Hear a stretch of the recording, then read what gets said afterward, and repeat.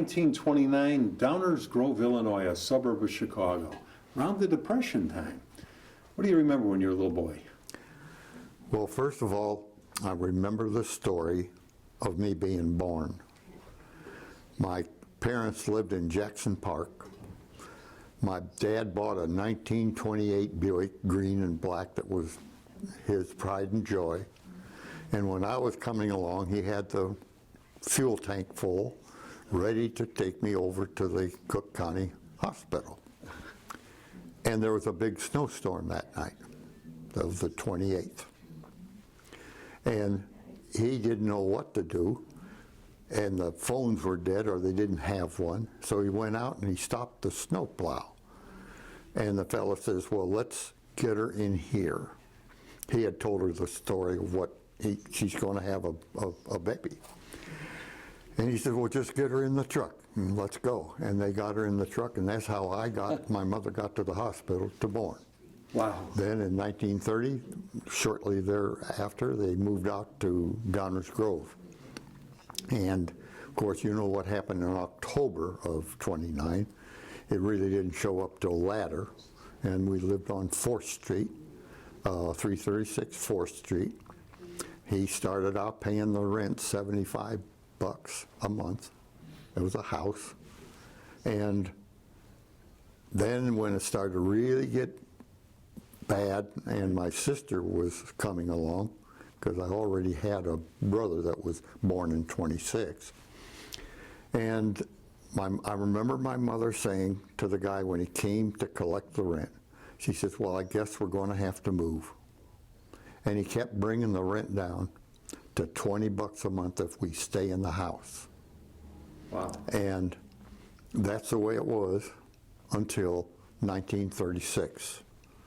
And they gathered up enough cash and bought a farmhouse short distance away for $4,500. And still had the barn, the chicken coops, and everything. And that was in 1936, and we moved there. And that is, a town then was only about 6,000, I think, or less. All I know is when it did snow, you walked in the streets, because they're the ones that got plowed and cars weren't going that fast. We lived 4 blocks away from the railroad station, the Burlington, to CB&Q to get into Chicago to work. That's where my dad worked. What did your dad do for a living? He sold office furniture and equipment, steel shelving. He was transferred out here from Youngstown, Ohio, out to Chicago, and got a territory the south side of Chicago. And while he was doing that, well, everything was crashing around him, but he got a south side of Chicago, which was the worst territory to get. But it turned out to be the industrial part of Chicago, built up from LaSalle all the way out to the Loop, all the way out to 29th and LaSalle. And many people wanted that territory after he got going. But the ironic part was, after he passed on, and I was looking through his papers, during those years of the Depression, he got a salary as low as $3,000 a year. And that's what we lived on. And that he stuck with them and went all the way through. And then, of course, as a kid, I went to school there in Downers Grove. And Remember going to the baseball games at all? Oh, well, that happened when I was up there 13 and 14. So I was in 7th or 8th grade, as I recall. And we would ditch school, and the truant officer then would pick us up at the ball game. Or he would sit there and be with us if the game was good. Well, we had to get out of that habit because our fathers had a talking to us.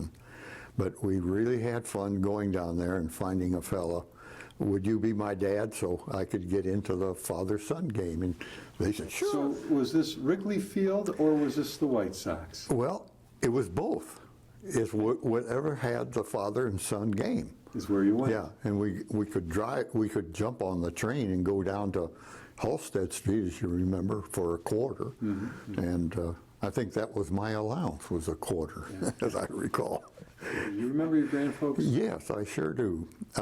My grandfather, I traced him back when I was over there in Europe in the 50s. And he actually came from Prussia. And his last name was pronounced Genuske, G-U-N-S-C-H-K-E.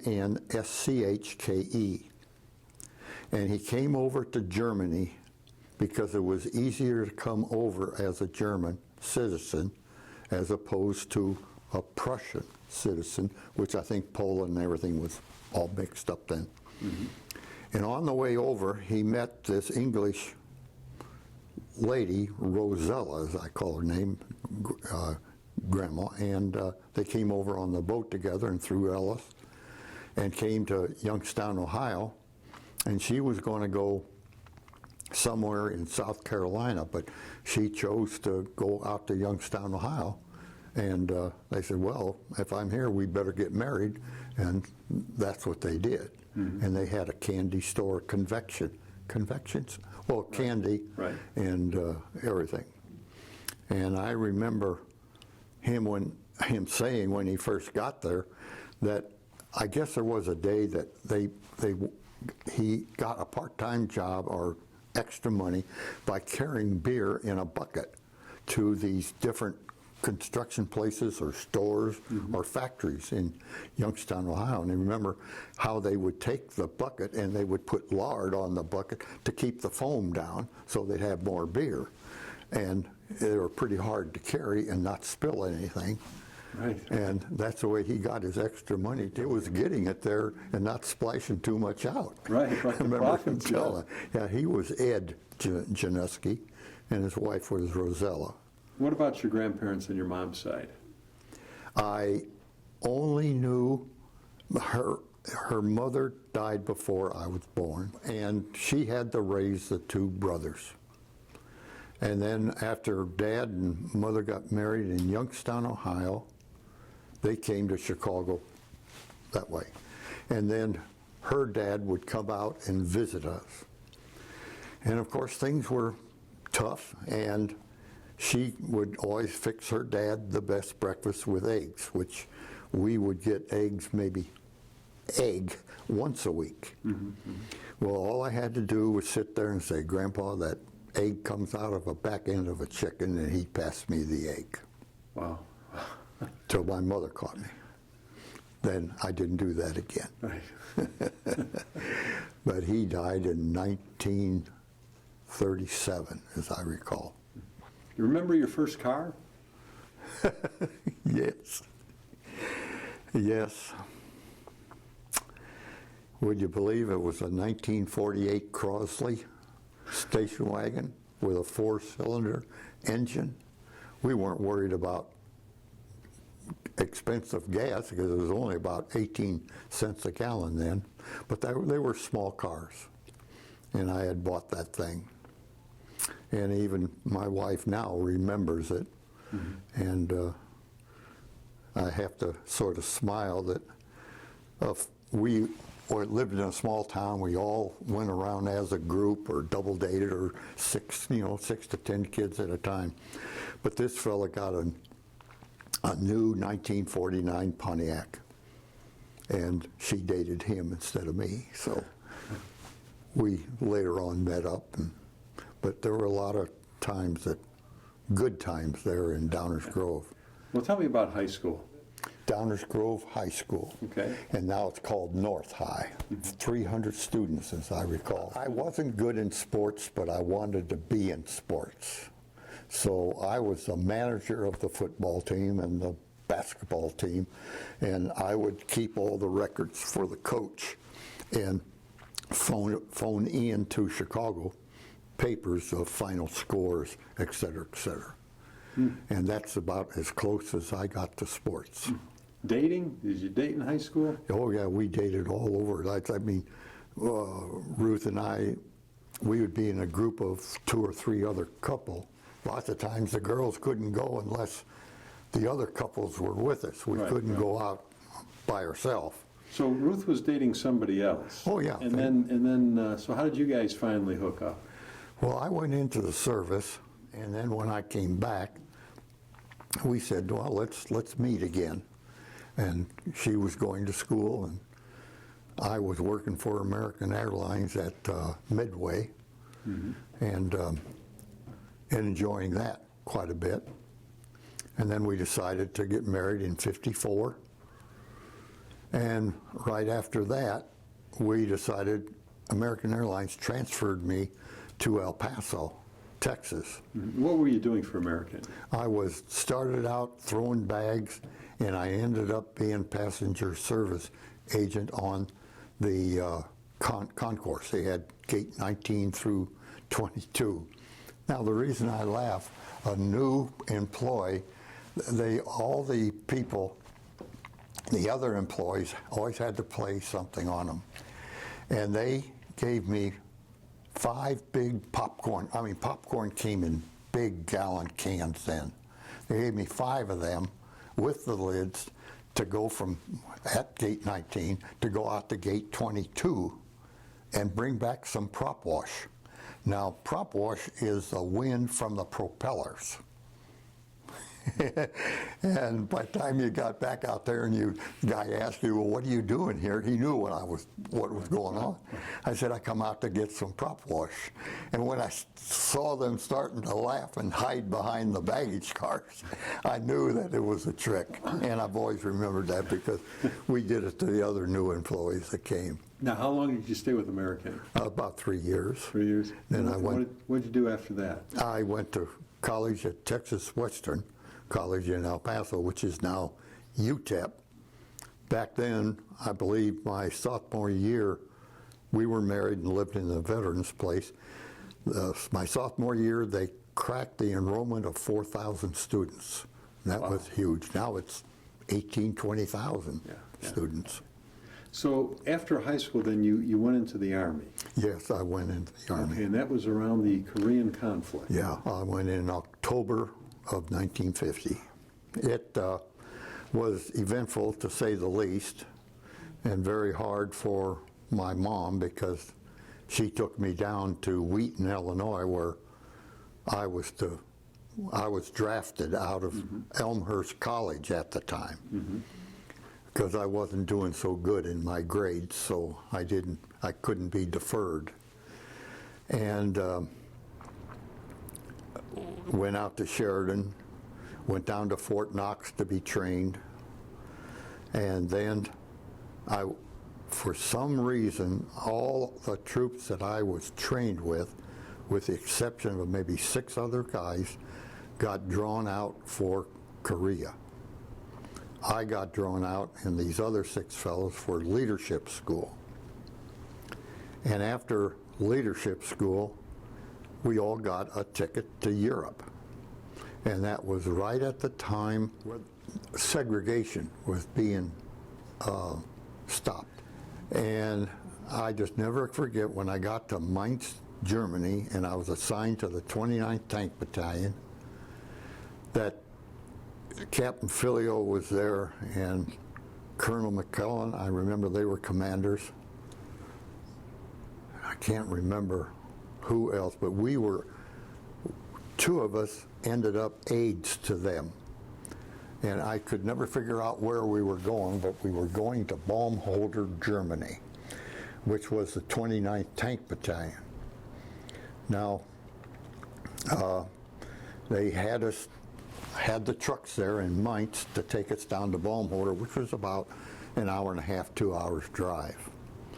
And they said, there's all the troops in the back, and I looked and I couldn't see them. And they were all black. They were going to be integrated with the white soldiers that were there. And so down we went, and we had the first integration, which I was pleased to see was very fruitful for them, as well as for us. And I started to drive a tank, but I threw the track 3 times. And when you throw a track you have to get out and put it back on. And that was a chore. Well, then Colonel McClellan says, Ray, why don't you be my Jeep driver? So I was his Jeep driver, and he was terrifically interested in soccer. And some general come through one day talking to him. He says, we have to start ambassadors of goodwill here through Germany. And we're going to do it through playing soccer. And I love soccer. That was a sport. Man, I could get close to it. So we had this, I was on TDY for 4 or 5 months during the summer season to play soccer in these different villages as we traveled through. They made all the arrangements. And I learned a lot of German on the soccer field, real fast. And we were sometimes treated roughly, but we ignored it. I became friends with them later on because I told them, I said, I know I've lost my relatives, you've lost yours. Now we're here to play soccer. And we'd get out there, and it was a wonderful experience. We traveled the southwestern part of Germany and up into, Mainz and Frankfurt. Frankfurt we played quite a bit up around there. And we learned that one of the players introduced me to their aunt and uncle who had a Pennzoin, which was a tourist. That's where you stayed for the night. And they became real good friends with me, and so I traveled up there on my 3-day passes into Frankfurt, and they would take me to the operas. I didn't understand what they were singing, but the music was beautiful. Yeah. And they would show me many parts. And of course, the town was sure tore apart. You never had to go into Korea then? No, I didn't. Back in the States now. We got married in '54, and then Ruth taught in Brookfield, and she was having trouble with pneumonia and the damp weather up there. And we wanted to move away, and American transferred us to El Paso. After you left American Airlines, where did you go wind up? At the Texas Western College. I decided to finish up my college. Okay. And I did it on the veterans bill. As I recall, I got $160 a month. Plus, I think I got my books, but I remember my dear wife and I, we had to live in the veterans circle, and we had one child at that time. And I just remember many times that all the bills that we had, we just throw them up in the air, and the first ones that come down got paid, and that. So, but I also got a part-time job working from 1 to 5 at National Cash Register, wrapping boxes and all odds. $20 a week, and that bought our groceries. And our rent was $37.50 a month, all utilities paid. And we had our share of cockroaches, and we had our share of the blustery winds coming in from Mexico because we were right on the border. After school, where did you guys settle down? Went up to Albuquerque with Firestone for about a year and a half. And then our house in El Paso, which was rented out, that we bought in '59, became vacant, and we said, let's move back. So we moved back to El Paso, and I joined Goodyear and got interested in their 413 different sizes of tires, and went into the industrial part of selling. Now, you had 4 children, and where were they all born? All born in El Paso, Texas, at Southwestern General Hospital. And you have 5 grandkids now. Yes. And so looking back in your lifetime, there's been so many momentous occasions. Is there something that really stood out that affected you? The Korean War affected me in this way, that when I was over in Germany, a lot of the gentlemen, they call it something else now, but would have nervous breakdown from the ravages of war, and they would be sent to Germany to recuperate and do duty to finish out their either their enlistment or their draft time, whatever it was. And that I heard what was going on, and that bothered me.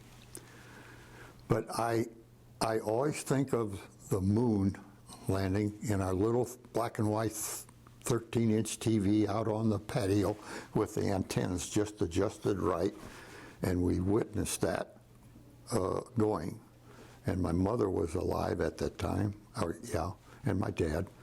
But my mother says, I've gone from the horse and carriage to the moon. And I always figured then, what a feat, just to go through. Mm-hmm. But as far as depression, I always took care of my parents, and my mother was very stoic, and when she and Dad got married, they got the agreement. He would furnish the money and she'd raise the family. That was the custom then, I guess. But I've never forgotten that I never went to bed hungry, and she always had a hot brick in the bed to warm it up during the wintertime, because we had just a floor furnace down on the first floor of this farmhouse. So what advice do you leave to your grandkids and the younger generation today? First of all, I think what they should do is go out and try what they want to do. At that, with no shame, when they get out there, that no, this isn't what I want to do. Come back and go out again and keep trying. Well, thanks for doing this today. You're welcome. Appreciate it. Did a great job, man. Yeah, I appreciate it. Did you enjoy it? Yeah, I sort of did.